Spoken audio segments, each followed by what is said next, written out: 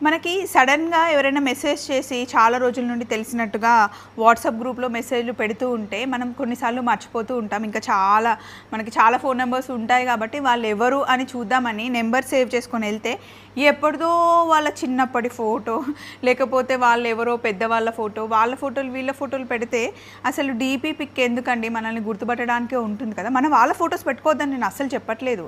మన ఫ్యామిలీతో కానీ, మన వాళ్ళందరితో పెట్టుకోవచ్చు. కానీ ఆ పిక్‌లో అట్‌లీస్ట్ వాళ్ళతో పాటు మీరు గూడా ఉంటే, ఓహో! వీళ్ళా అని చెప్పి గుర్తుపెట్టడానికి బావుంటుందని నా ఉద్దేశ్యం. ఇది కరెక్టో కాదో కూడా నాకు తెలీదు. డీపీ పిక్ ఎందుకు పెట్టుకుంటారండి?